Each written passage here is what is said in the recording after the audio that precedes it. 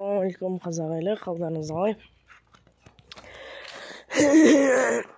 Сол сіздерге қоралар түсіріп кетейін деп далада дейтін ысып тұр кәдімгі прям дейтін жаман болып тұр дала дейтін ысып кәдімгі. Так ухилю, короче.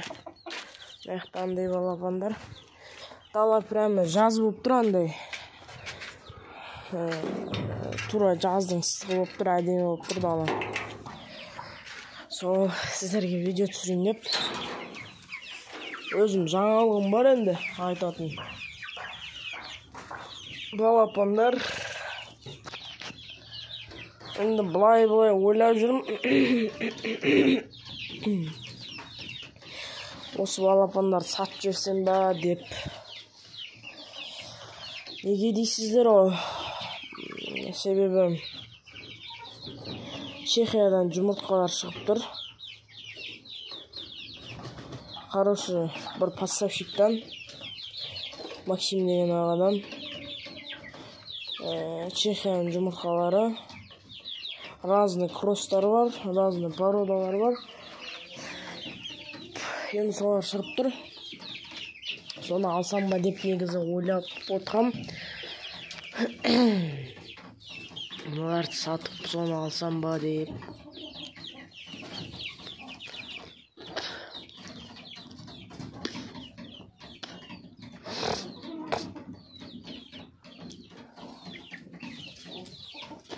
Бірақ көрем, может сатпайтын шығармын. Бірінші выводым менің ірі міне жақсы. Енді мына ұсақтарды сатсам сатамын. Бірақ оны сатқанда бұларда өтпей тұр, вообще өтпей тұр. Неғып екенін білмедім. Бағалары қымбат емес жалпы. Бірақ та өздері өтпей тұр дейтіндей. Мына балапан всегда қасыма келе береді. Осылар өтпей тұр міне. Адлерский, серебристый, кучинский, юбилейный дейтін порода тауықтар тұқымды. Осылар сатылымда негізі. Жалпы кім алам дейді. Алматыға отправка бар. Вот. Жалпы. Бір ай болып қалған міне. Ірі кәдімгідей адлерский, серебристый дейтіндер. Бағасына осы неге описанияға номерге қалдырып кетем. Звондаңыздар, бағасына келісіп жатармыз. Алматыға дейін жібере алам. Вот.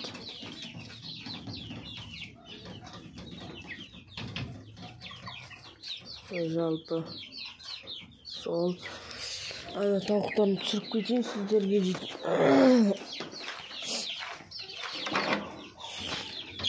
Мына тауықтар да сатылады. Жұмыртқалап тұрған тауықтар. Вот. Бағалары 3000 теңгеден. Міне тоже Алматыға дейін отправка бар. Беріп жіберем. Мына тауықтар сатылады. Тоже жұмыртқалап тұр. Конкретно по факту жұмыртқасын көрсете алам, аплодын көрсете алам. Инкубаторда тұр. Тоже Алматыға дейін отправка бар.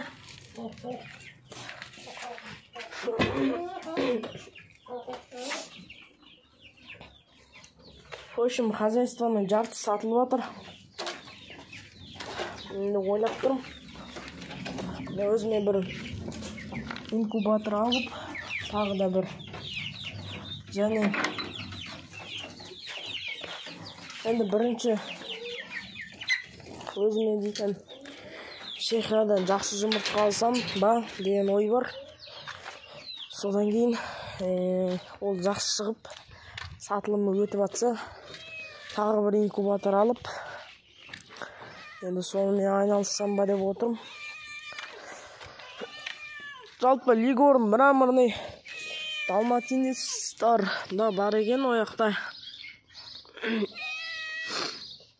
Мысығым келді. Почему мияуламай? Сол енді достар, сондай жұмыртқалар бар. Жалпы енді Соларды алып өзіме де шығарсам ба деген ой бар.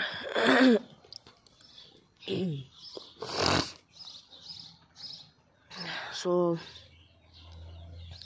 бүгін тамағым ауырып тұрсам таңертең, кеше огород суарып едім талдарды. Дейтін міне огород жап-жасыл болып әдемі болып тұр прям. Күн дейтін ысып тұр бе, кәдімгі ыстық күн дейтін өзім ысып кеттім ғой. Сол достар, енді сондай пландар, ойлар болып тұр. Бірақ та инкубатордан 21 күнде шығады олар дейтін. Енді көреміз қалай не болатынын. Бұларды өсіріп, балапандарында самый жақсыларын өзіме қалдырамын да ше. Нелерін ұнамайтындарын сатып жүремін обычно мен. Қазір сол жарты балапаным өзіме ұнамай жүр. Неғып екен білмеймін, асықпай өсе ме, бірдеме әйтеуір.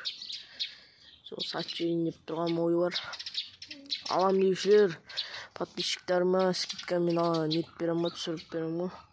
Алғыларыңыз келсе, порода асырағыларыңыз келсе. Сол өзім сол негізі порода жинап жүргем. Қазір сол үйде кучин бар, кух бар, лигорн, далматинец бар, домашний бар. Сол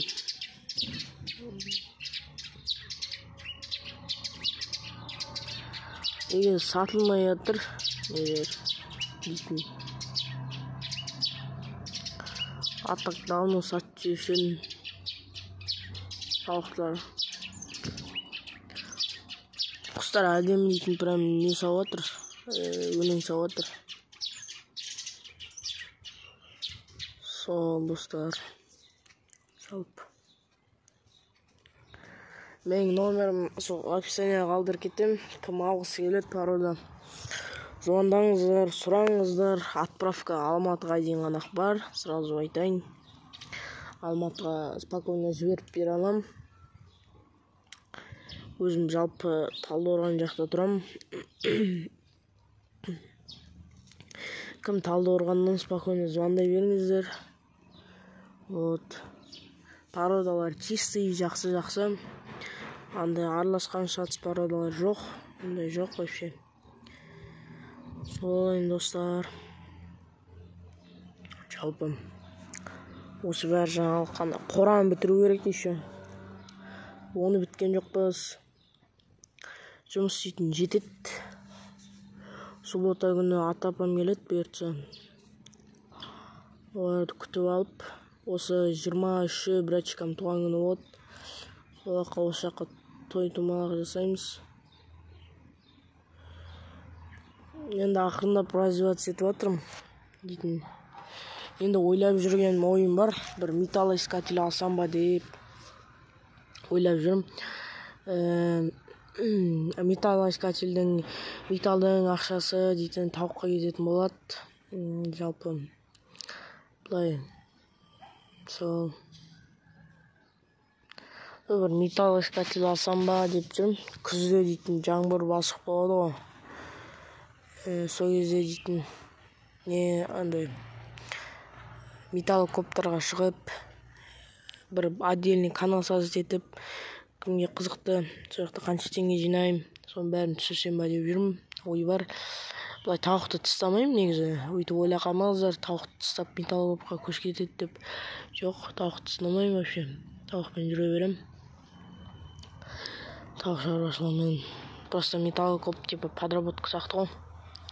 Сөйтіп күзде қассам ба деген ой бар, металл коп.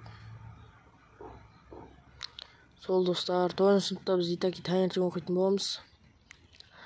Обедтен кейін оқып келем. Обедтен кейін там бір жақтарға шықса болады. Металл коп қазып. Каникулдарда, кәдімгідей 10 күндік каникулда, сондайларда кәдімгідей металл коптар қасып жаса болады. Қазір жазда дейтін жаңбыр жауғаннан кейін шықпаса, атақ былай жер қатты. Қазір күн ысып тұр. Сол достар. Нетсе жазда алсам алып қалам. Көре жатармыз. Жалпы Енді ой болған негізі кучин порода жинайын ба деп. Енді білмеймін, енді ақырындап инкубаторға салып жатырмын, дальнейшем не істейтінімді дейтіндей. По идее ой бар.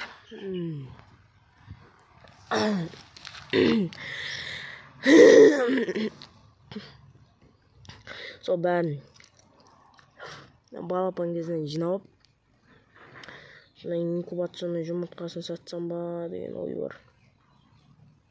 Дейтін енді сол достар. Енді білмеймін, металл көп көрем. Любой бизнес саласынан өз-өзін көру керек. Пайдалы келетін заттан өз-өзін тексеріп көру керек. Жасай аласың ба сол жұмысты, жасай алмайсың ба? Сол көрейін деп тұрмын. Бір металлоискатель алып қойған. Вот. Алып қойсам ба деп тұрмын. Сол жалпы.